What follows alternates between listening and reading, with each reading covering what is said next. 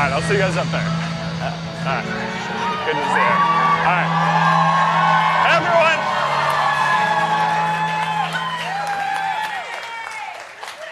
Hey. Hi.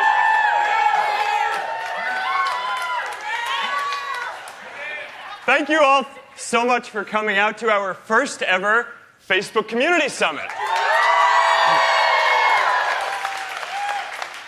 It's great to be here in Chicago with all of you, where there's so much great work that's going on building communities. Now, before we get started today, I want to introduce myself. I'm Mark, and I'm a member of the Zuckerberg family group. I am also a member of Max's Circle, which is like our family group, except we all just share cute photos of my daughter doing ridiculous things. I'm also a member of about 5 different groups for people who like the same kind of dog as I do. That's actually my dog. His name is Beast. He's a Puli, which means he's basically a walking mop, except instead of making things cleaner, he makes them dirtier. All right, and there are thousands of other dogs like him on the internet. All right, now, not that many people know this, but I'm actually an admin, too, of a group for people who like playing the video game Civilization.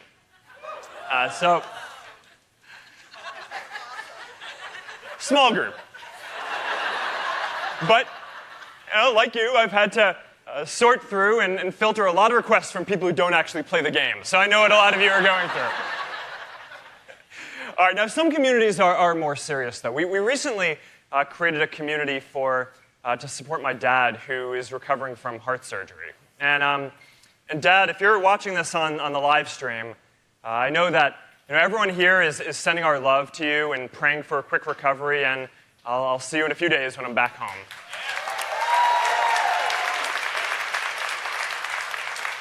Now, all of you here today have built some of the strongest communities on Facebook. You built communities for new moms and dads, for helping kids get into college. One of the leaders here today, Derek Hooker, runs a community of locksmiths. Where are you, Derek? Now, Derek, being a locksmith can be a lonely job. So, your group gives them a sense of community. Absolutely. And when your members heard that we were hosting a community summit, dozens of them wrote in to us to tell us that we had to invite you to be here with us today. So I'm really glad that you're here. Thank you so much for coming. Now, as I've sat down with a lot of you to hear your stories about building communities, a few themes have really stuck with me. You've all been thrust into these unexpected leadership positions. You started a group for something that you really care about, and now there are thousands of people who depend on you to keep that community going strong. Right? And this is something that I could relate to. Right? I originally started Facebook because I wanted to connect the community at my college. But I always thought that one day someone was going to help connect the whole world, but I never thought it was going to be us. We were just college kids. I would have been happy if we connected our whole dorm. But this idea, we cared about so much that all people want to connect. So we just kept pushing forward on it, day after day after day, just like all of you. Now, another thing that's impressed me as I've had a chance to sit down with some of you is, you're not doing this, you're not building groups because they're going to, they're going to look good on your resume. You're doing it because you just care about bringing people together. And, a few weeks ago, I had a chance to meet Lola Amalola. Where are you, Lola? Now, Lola lives in Chicago. She's originally from Nigeria, and about 2 years ago, she started the secret Facebook group Female In, which she describes as a no-judgment support group for women, to give them a safe place to care about all kinds of issues that they care about, from work to marriage to health issues. And today, your community has more than 1 million people around the world, all women, and all because one woman cared enough to give them a voice.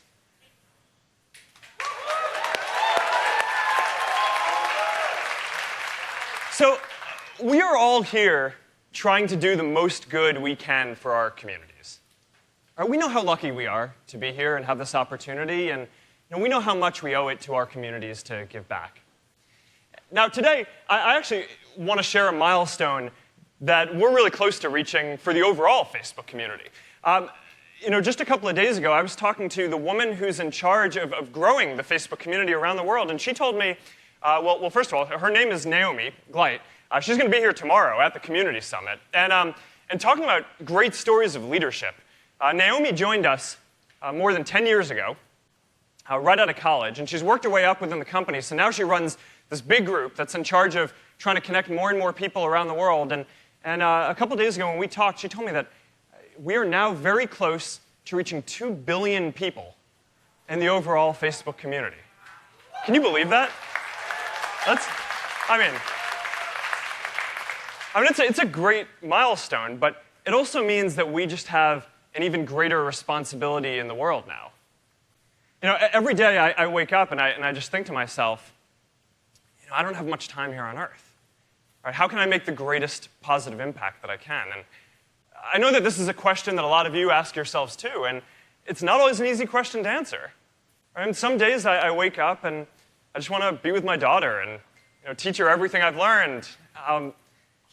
Some nights I go to bed and I'm not sure if I made the right decisions that day.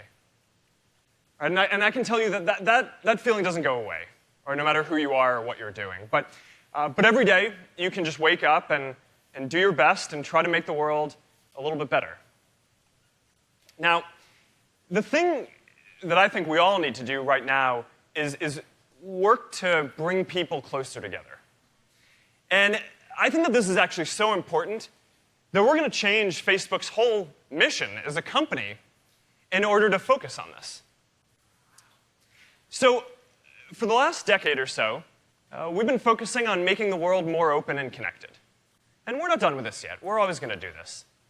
But I used to think that if we just gave people a voice and helped some people connect, that would make the world a lot better all by itself. And in a lot of ways it has. But today, when we look around, our society is still very divided. Right? So now I believe that we have a responsibility to do even more. Right? Not simply connect the world, but also work to bring the world closer together. So, we need to give people a voice to make sure that we can get a diversity of opinions out there. But we also need to help build enough common ground so we can all move forward and make progress together. We need to help stay connected with the people we already know and care about. But we also need to meet new people with new perspectives, too. We need support from our family and our friends. But we also need to build communities to support us in new ways, too. All right, so for 10 years now, our mission has been to make the world more open and connected. And we are always going to focus on this. We're always going to work to give more people a voice and to help us connect. But now, we want to do more on top of that, too. So today we're going to set a new mission to set our course as a company for the next decade. And the idea behind our new mission is to bring the world closer together. And the full formal mission statement is going to be to give people the power to build community to bring the world closer together.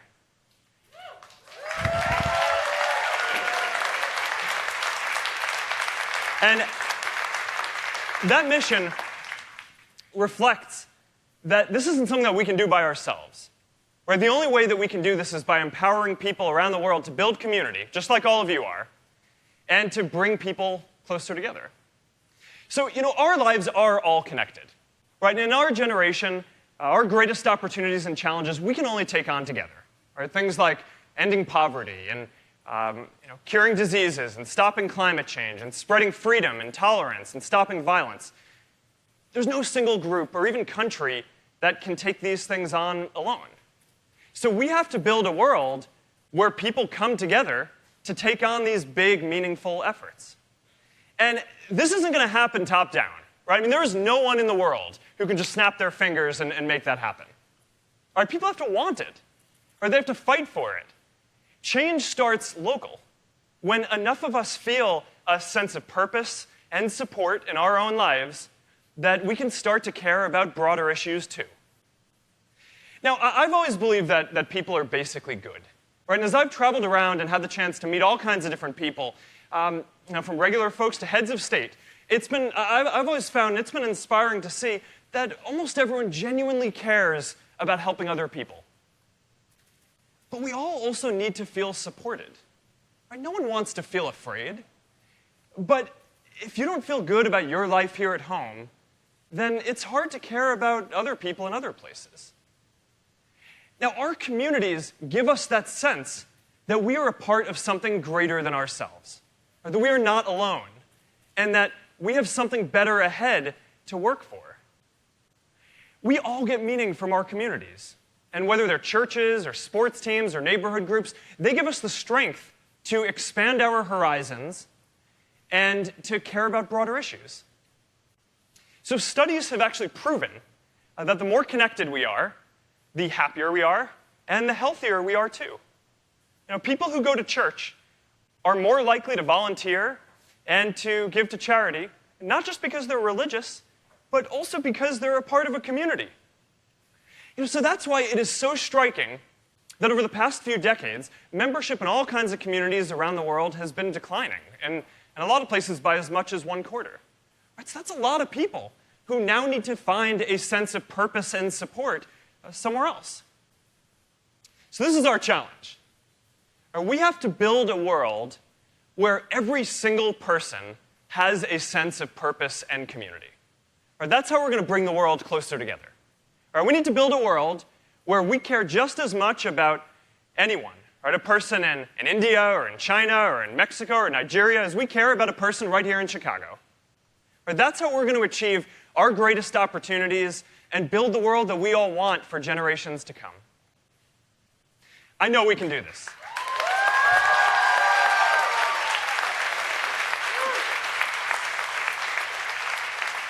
We can do this. We can reverse this decline, and we can rebuild our communities and build new ones and work to bring the world closer together. So how are we going to do this? That's what we're going to talk about today.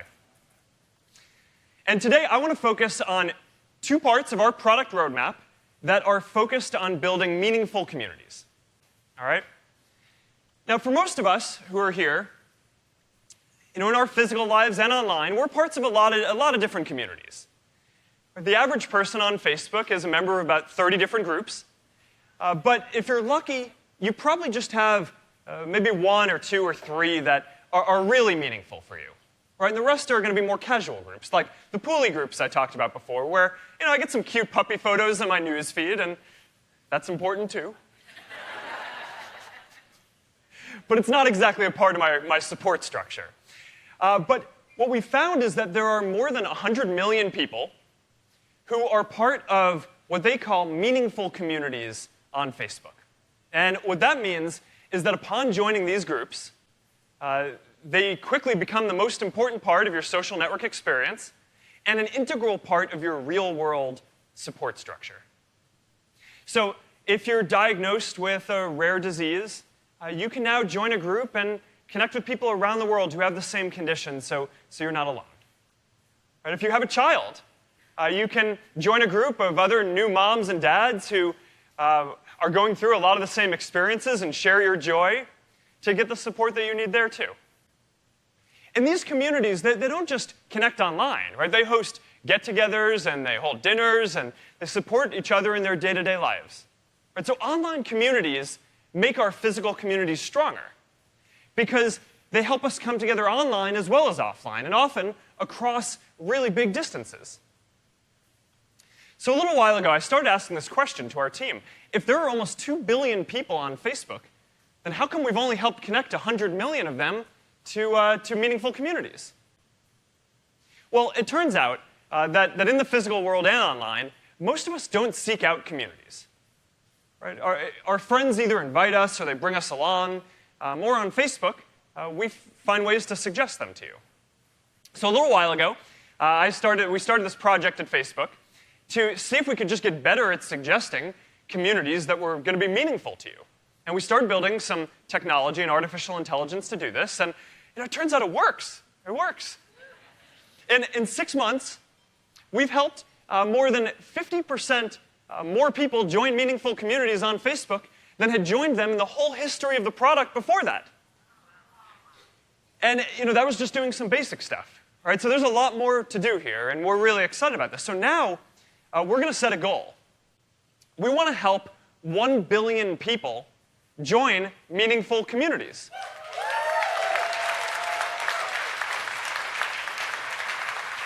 And if we can do this, it will not only reverse the whole decline in community membership that we've seen for decades around the world, it's going to start to strengthen our overall social fabric and bring the world closer together.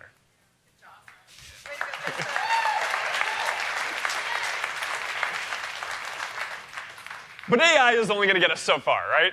Because in order to have meaningful communities to suggest, there have to be strong communities in the first place. So that's where all of you, the community leaders, that's why you are so important to this mission. Right, as I've traveled around and seen a lot of different places, one theme has really stuck with me. Every great community has great leaders. So think about this. A church doesn't just come together by itself, right? It has a pastor who looks out for the well-being of the congregation, and if someone hits hard times, they're in charge of making sure that people have the food and shelter they need. But a Little League team has a coach, right, who motivates the kids and helps teach them how to hit better. Right? Leaders set the culture, or they inspire us, they motivate us, they give us a safety net, and they take care of us. And every one of you does that for your communities. That's why your groups are so meaningful to your members. Now, as I've traveled around, one of the communities that I've always been the most impressed by is the military. And on one of my recent visits, they shared with me a leadership principle that I'm never going to forget. They call it 100% ownership.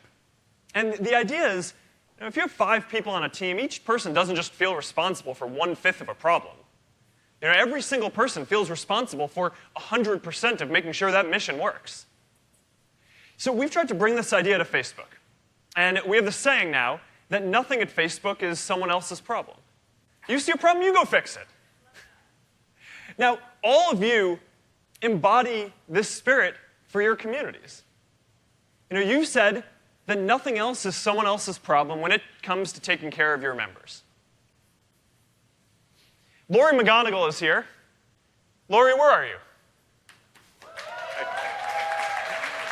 Lori runs a group for disabled veterans that tries to fill in some of the gaps that our government misses.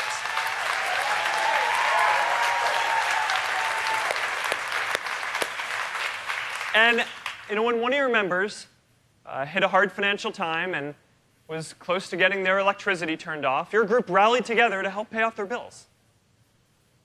It's amazing.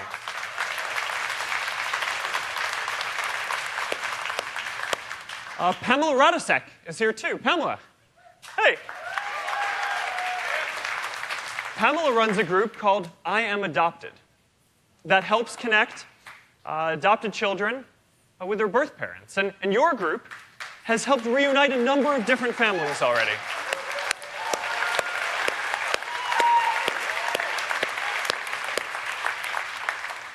Great communities have great leaders. And if we want the world to be filled with the kinds of communities that you're all building, then we have to make sure that we give more people the tools to build communities just like you. Now, historically, that's not how groups on Facebook have been set up. Where groups have been really flat in structure, right, where everyone is a peer. And that makes sense if you're talking about building a group for your family. Right? Families don't really have a leader. But it doesn't make as much sense when you're trying to manage a group that has thousands of people. Matt Pressberry is here today. Matt, where are you? There you go, Matt.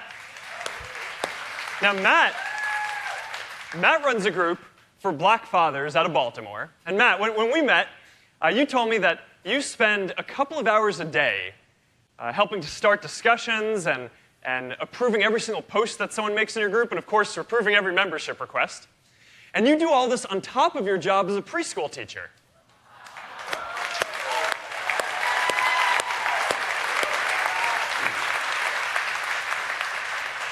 Now, one of you told me that your husband often comes home from work and sees you on the couch in the living room and knows you've been there working all day long on your group. I can relate to that. All of you have made sacrifices for your communities. And you do this because you believe in what you're doing.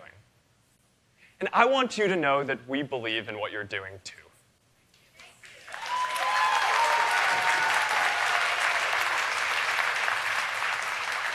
So today, we're going to start rolling out some tools that's going to make it easier for you to build communities.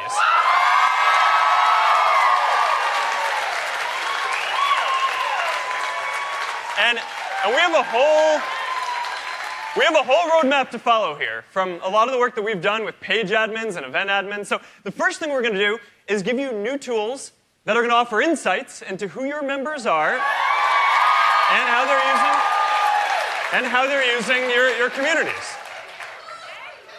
So they're going to give you insights into things like join requests and the time of day that your members are most active. So, if you're running a new mothers group, that might be 1 a.m. and then 3 a.m. and then 5 a.m. Priscilla and I are having another daughter in a few months, and I'm going to get back on that schedule soon. And of course, we're going to give you guys some new tools to manage all the join requests that you have. So these new tools are going to help you sort and filter all your requests by location and gender and more, so you can group them together and accept and reject them all at once. That's going to save you a lot of time, right? That's probably the most common thing I've heard as I've sat down with a lot of you. And we're also going to help you remove bad actors and all their content from your groups.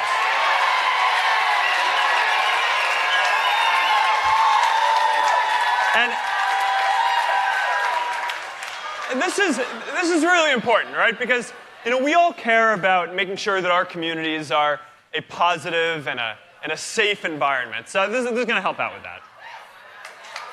All right. So in the next couple of days, you're going to hear a lot more about our product roadmap and all of the research that we've done into what makes meaningful communities. Because if we want to work to bring the world closer together, then we have to start by supporting you, the people who are already doing this work. And we need to work to give more people that power too.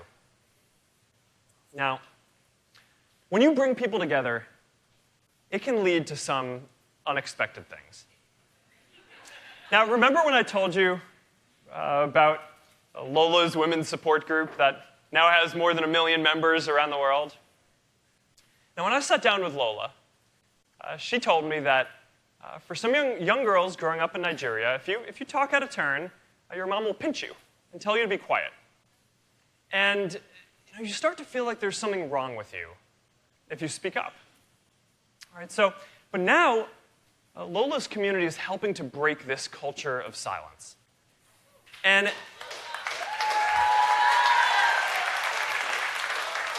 it's having some unexpected consequences, and some on issues like domestic violence.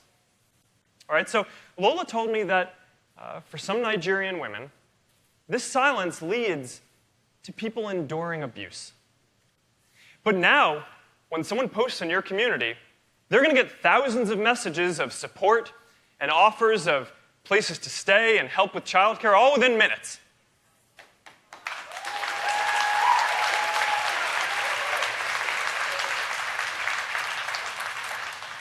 Lola didn't start out trying to change the culture of domestic violence around the world. She just wanted to give women a place to talk safely about the issues that mattered to them. This is the power of the communities that you are all building. You may think you're just creating a space for new moms, or for bird watchers, or for locksmiths. But when you give people a way to connect and a sense of support, it can lead to important changes. We all have the power to be leaders. And if enough of us work to build community and bring people together, we just might change the world.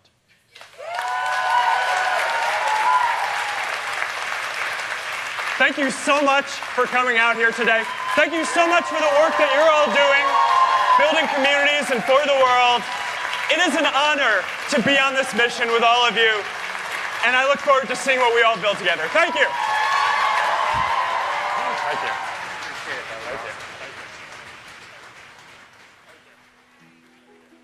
You go through all the different means of trying to get pregnant, and you keep failing. So you wonder if it's something that you should even pursue. I knew that there were other moms in the area that had adopted, and I wanted to get support from them and guidance. So I joined this group, Moms of Beverly. My husband and I made contact with a foster mom, and we met Lucian. High five! Yay! And the minute I saw him and I got to hold him in my arms, I knew from that point forward he was my son. He keeps me on my toes every single day. So to have the Moms of Beverly group and be able to say, hey, I need help, and know that there's other people that are willing to just listen or help you, it's amazing. It's like having 3,000 of your closest friends at your beck and call. I could never imagine my life without Lucian. He's an amazing little boy. There's nothing like being a mom. Nothing like it.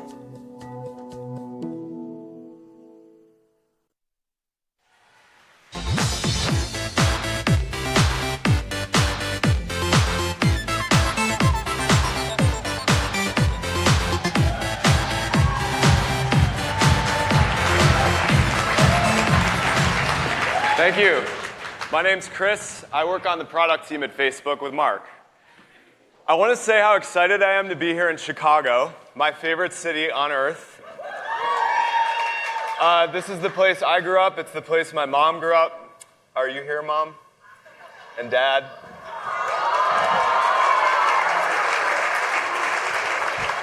It's the place my grandfather grew up.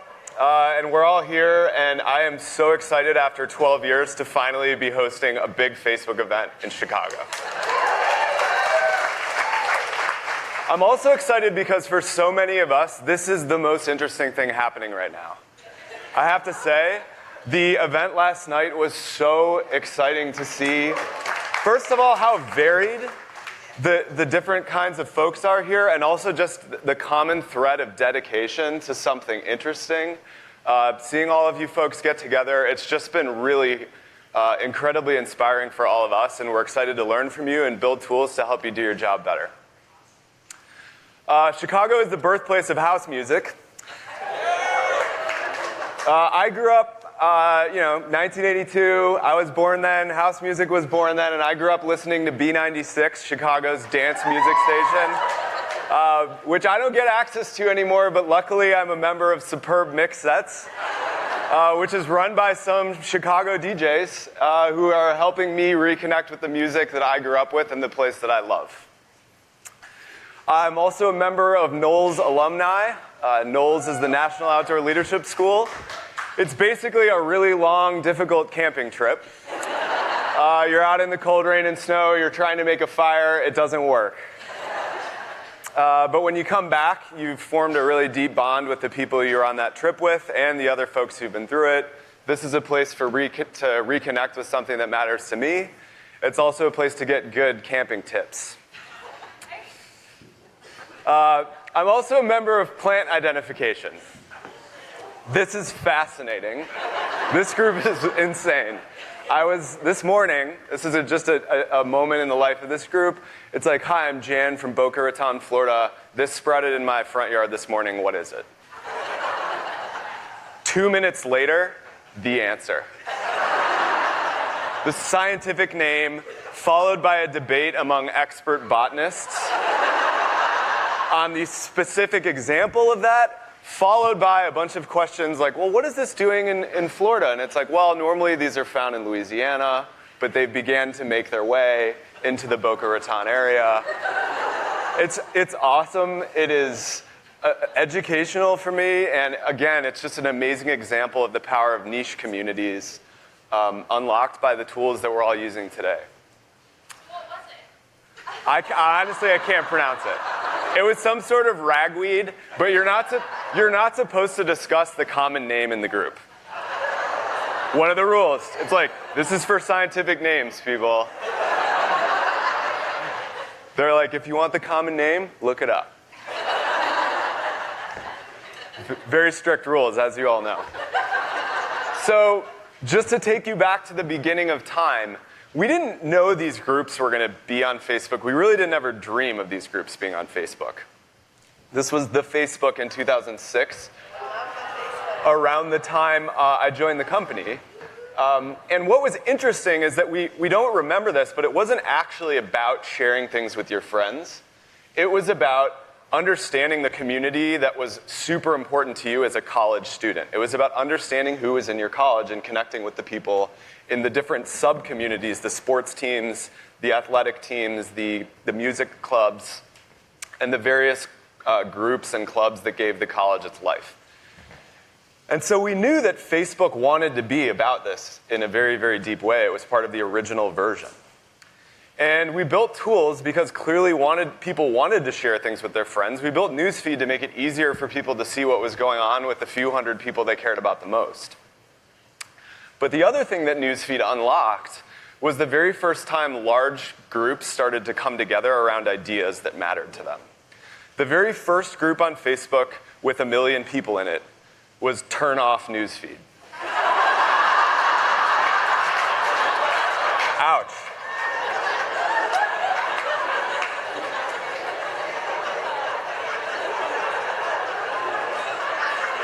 It was effective. We learned got a lot of good feedback there, and were able to improve the product. But the second and third and fourth largest groups were groups raising awareness for humanitarian issues and health issues and things that mattered to people. At the time, Darfur was a really important and really underreported humanitarian crisis, and that was the second largest group. And so we knew that there was something really, really powerful going on. We also launched, right around then, we launched photo tagging. And we found this incredible story of an ichthyologist. An ichthyologist is someone who studies fish. These ichthyologists were in Guyana. They're in this river basin. They collect thousands, 5,000 fish specimens, but they can't take them out of the country unless they can name what all the fish specimens are. And they only have a week left in the country, so they have a week to label 5,000 fish they've never seen before. This would have taken them months. So they just post all the photos to their friends, who happen to also be the other ichthyologists in the United States. And they're like, hey, if you know what these fish are, just tag them for us. Same thing, within 24 hours, 90% of the fish specimens were labeled.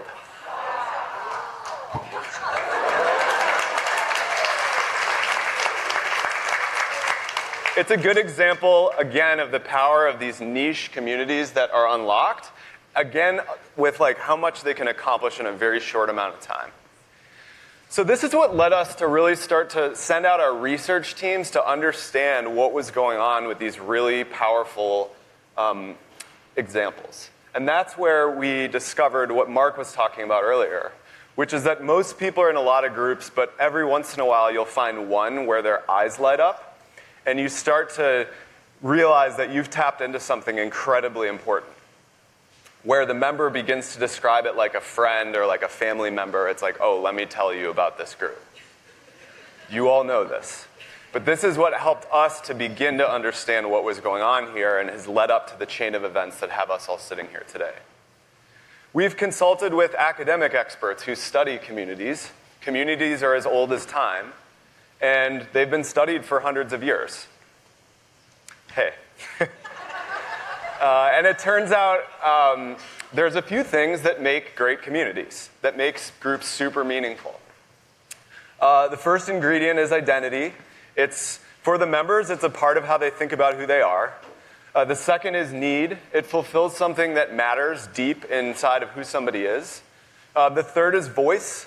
It is a place where people feel like they're contributing to a conversation where they are heard and where the conversation is meaningful about something beyond them. And the last is culture. It is a source of, it has a strong language, it has strong values, it has symbols, it has traditions, it has strong leadership. And all of this sits on a bedrock of safety, which is the group or community feels like a place where people can come and be themselves. So I thought, since you are all experts in this anyway, I thought we'd just hear a little bit about some of your experience with these. So Brian, are you here today? Hello. Hey, Brian. Hi. Can you tell us? Hello. Can you tell us a little bit about identity? Sure. The mission of my group is very simple. We want to create a family-friendly place for gay dads and their families.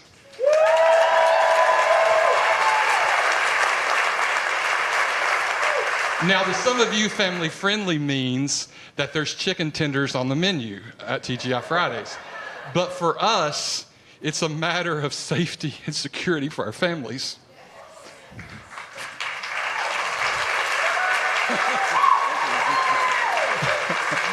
You know me well.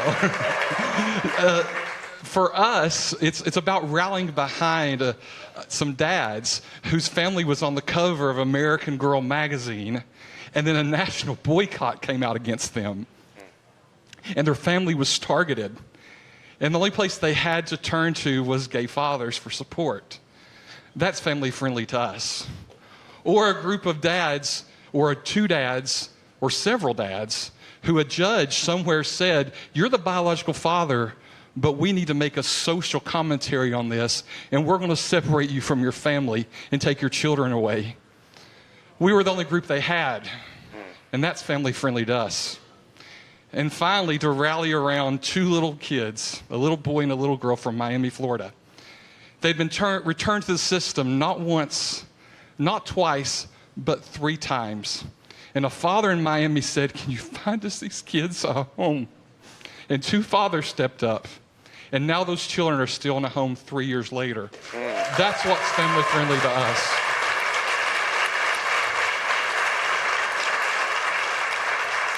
So when we think about identity, we think about Facebook, and we want to thank you for opening up.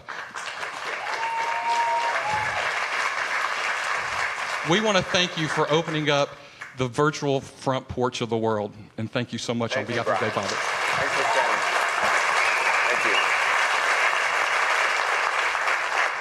Thank you, Brian.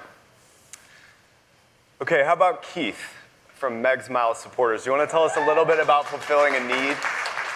Yeah, and our story didn't start with really identifying a need. It had a tragic and unexpected start. So my friend Pam, who's here today, her daughter, Meg Cross Menzies, in January 2014, on a Monday morning, put her 3 elementary school children on a school bus, then went out for a run. She was training for the Boston Marathon. She was an accomplished runner.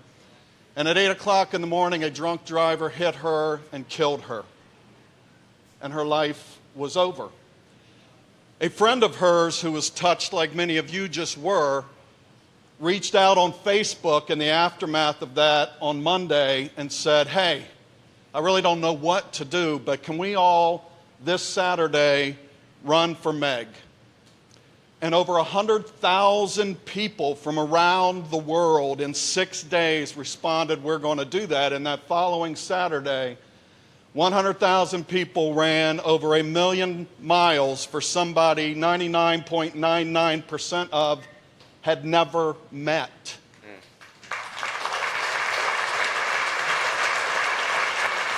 And so for us, when we looked at that, the question became, why is that? There are a lot of things that happen to people in the world. There are a lot of tragedy. What was it about this story that resonated so strongly with people? Because, you know, we could put ourselves in that position. We want to help when something tragic happens to somebody. And so we wanted to give them something that they could do. And so where we started was, what was it about Meg? And it couldn't have been that she was just a runner. And what it was when we started looking, what resonated was Meg, first and foremost, loved God. Second, Meg loved her family. And third, Meg loved everybody in her life. And so what we did was we challenged people in our group, love God, love your family, love the people around you. And then that has played out in so many different ways. Last year we collected over 17,000 pair of shoes, and they are now on the feet of refugees in Syria. That was...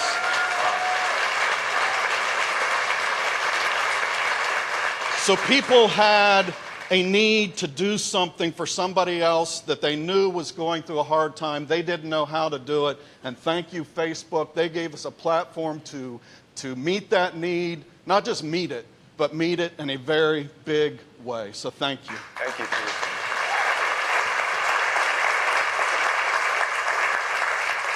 Thank you. All right, how about feeling like you're a part of a larger conversation? Amanda, are you here? Hi, Amanda. So I belong to a national grassroots organization called the Sisterhood of Salam Shalom. And we bring together American Jewish and American Muslim women to build relationships across our communities.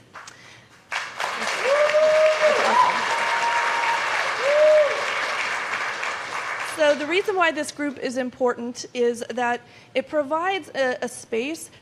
Why the national group is important is that you have these two religious minority groups that tend to be very insular. We're in a point in time right now where things are increasingly hostile in this country toward minorities of all types. And we've seen, even in the last 6 months, an enormous spike in hate crimes. And what we have are these women who have chosen to, rather than kind of go inside their groups, reach across and form friendships in their communities, in their real, in the real world communities, and build peace. Right, and it's not just about dialogue. We do community service. We do fundraising, lots of activities. But the group that we have on Facebook is so important. The membership that we have in the group is actually much, much larger than the number of chapters that we have around the country. And the reason for that is a couple of reasons. One is that there are women who want to participate in this kind of ongoing community, but they don't have access to a group in their, or a chapter in their areas. There's people who are in isolated parts of the country, a Muslim woman or a Jewish woman who might be in a rural area who wants to participate in this kind of ongoing dialogue, but they don't have access to it. So they can go to the group and they can actually be part of it, which is amazing. And then the other really cool thing is that it's enabled us to really make this a national movement. So now we've seen, since the use of the group, this exponential kind of growth, and we're able to coordinate a national conference that has doubled each year since it started 3 years ago. And we expect it to double again this year in November. We have coordinated, last year we did a national day of service, tzedakah and tzedakah. These are the Jewish and Muslim words for charity. And we did it on Christmas Day. Muslims and Jews all over the country, women got together and performed acts of charity and then went for Chinese food afterwards. Thank you very much. Thank you so much, Amanda. All right, and last, culture. Is Jeffrey here? Jeffrey, we got to hang out last night. You want to talk a little bit about identity? Well, absolutely. And bird watching, that's a nerd's delight. And I love all the different cool nerdy things that we're seeing here in the groups that are represented. But, we birders really were a social network before there was a World Wide Web. And we always had this issue of, we're out here reporting miraculous things. Stuff that you can't believe. You don't know whether to believe. And we have to figure out, do I tell the boss that I'm not feeling well so I can cut out and go chase this rare bird that this buddy of mine says that she just found, 2 counties over? It creates some problems, but you know what? We've always been good at managing it. It's like, golf. It's like anything that's built on trust and honor. You know who's cheating. You figure it out pretty quick. And the thing that when Facebook came along, birders just took to it like ducks to water, because suddenly we were able to share information so quick. Because, like, birds have wings, they don't stick around, so you want to get out there fast, and you do want to know, should I stay, should I go? The Rare Bird Alert allows us to make those decisions much more quickly and much more accurately. So we're really grateful for that. And not every rare bird that shows up is close enough for you to, go see it. But the thing is, like, I get to hear, like, what all my buddies all around the country, all around North America, all around the world are finding, the everyday miracles that they're seeing in their own backyards. And that is a huge part of my day. It's a huge lift, and it means so much to so many of us, along with all the other stuff that we all have to deal with. So it's been so valuable for the American Birding Association to have Facebook groups because, as Mark said, how people relate is changing. There used to be membership organizations and people belong to professional societies and stuff. And Facebook has stepped in and I think is showing us a path forward on how these communities relate. And we're very excited to be part of it. Thank you. Thank you, Jeffrey. Thank you. There's a fuller version of the story about the guy leaving work. So you'll have to track Jeffrey down later. So we've been doing as much research as we can to understand what's going on with communities on and off Facebook.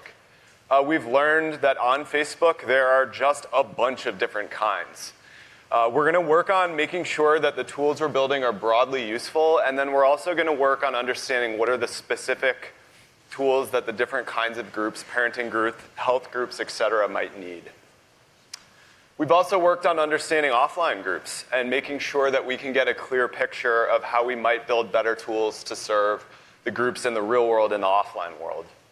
And we've also worked on understanding something Mark talked about earlier, which is that 1 in 5 people say they aren't in any groups that they find particularly meaningful, which is something for all of us to think about. The essential ingredient for all of this stuff has been very clear, is the leaders. Dr. Sabri is one of the many people. How you doing? Dr. Hala Sabri, the founder and leader of the Physicians Moms Group, an emergency room doctor, a mother of 3, and just an absolutely amazing example of something we've learned is incredibly important to so many people. And you have helped us, like so many of us, understand that you're spending a lot of time on things that we could make a lot easier, which is the roadmap. Make your life and all of your lives easier so that you can spend more time catering to the people that you're investing so much of your time in. We've done something similar in the past with advertisers, which is just going and taking in a very disciplined and structured way, understanding how do we build all the insights and tools that are needed for an advertiser to do their job. This is something we started doing 8 years ago. And just to give you a picture of what, if we are successful, this might look like, is we'll keep refining and refining and refining, adding features and adding tools to make the insights that you guys have better and better, depending on whatever it is that you need. This is a brief history of the tools that we've built for advertisers. And that's why we are announcing today Group Insights. Which we've heard from you is the most important thing that you need to not have to keep an Excel spreadsheet of the members that have, you're all nodding like, yep, I got it right here. An Excel spreadsheet to deal with just keeping track of trends and understanding how to manage membership, both getting in new members and also managing the ones that have arrived. So there's 3 sections to this. These are the sections you told us are the most important. The first is membership. Where are the new members? Where are they coming from? When are they joining, et cetera? The second is around the conversation and the discourse inside of the group. When is it happening? What are the things that are causing it to happen, et cetera, so that you can manage the conversation. And then the third is a leaderboard that helps you understand your top contributors so that you can send them,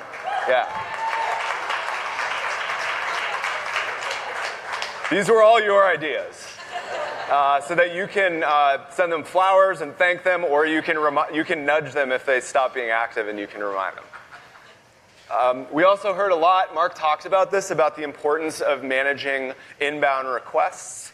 Membership request filtering will have 11 preset filters, which are based on the things you've told us you need. This will make local groups, if you're the physician's mom group, this will make it easier to identify the moms. And this sort of thing, we've heard it will save you tens of hours a week, some of you even more than that, and you'll be able to build your own filters as well.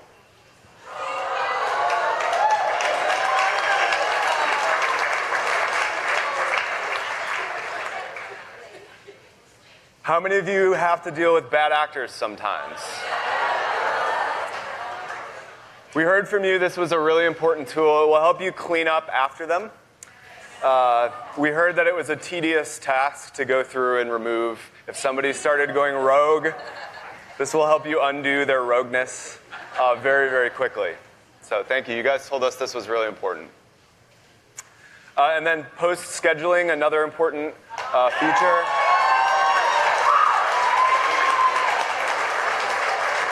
I don't even need to tell you why. You all know. You told us this was important. It was interesting to hear, just meeting with so many of you, the patterns that were in common, including rules for what happened on which day. So for many of you, a Mondays are for this sort of thing, a Tuesday are for this sort of thing. This should make it easier for you to, on a Sunday night, just sit down and lay out what the week will look like and not have to be glued to your phone.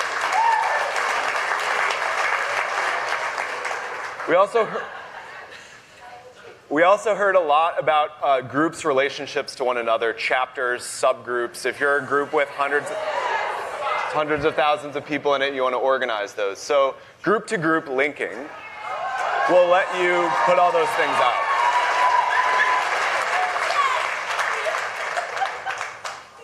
out. So all of this is launching today.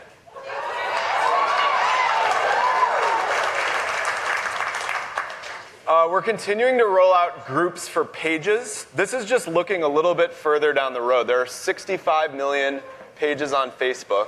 This is local businesses, this is artists, public figures, and newsrooms.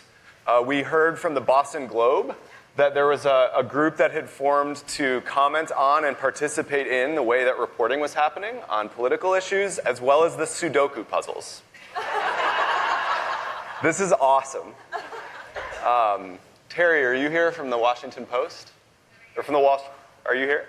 Hey, Terry started a group to do this at the Washington Post, which is just basically a way of engaging the already there active heavy-duty readers in the conversation on what's going on, as you said, behind the scenes, the story of the journalist and the story of the story. So we think this kind of thing is going to unlock, again, a lot more of these communities that are already happening just by structuring them around whoever it is that's already running it. So we're really excited about this, too. Yay. We also have our teams here.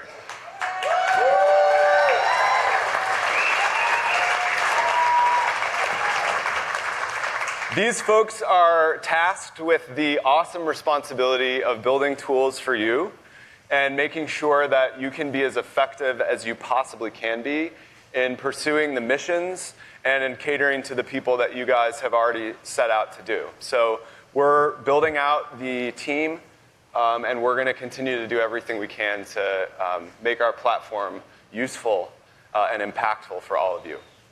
So thank you so much for being here today. Some of you have traveled from all over.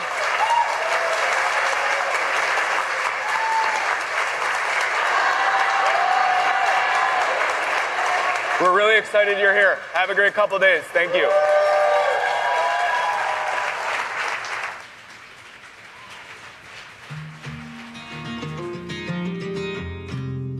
Nobody likes getting up early to go to work. Everyone loves getting up early to go fishing.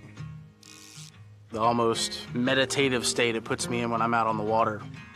It's just a really cool connection with nature. Fishing has always been a part of my life, and I feel it keeps me mentally stable most of the time. So when I moved to Austin, I really didn't know anybody to go fish with. Fishing groups are like tribes, where most of them are super closed off. Keep Austin Fishing was open to any and everybody. I just kind of immediately fell in love with that idea of finally having this group of people that I could bounce questions off of, share tips and tricks. And when you've got 4,000 plus members, it's really cool to see the community come together. We've got the 9-to-5 businessman. We've got guys like me, kind of rough on the outside looking, but I give you the shirt off my back. We all have come from different walks of life, but we all are there for the same reason, and that's to help each other out. He caught a big fish today. We're all happy for him. We're all family. The fishing family.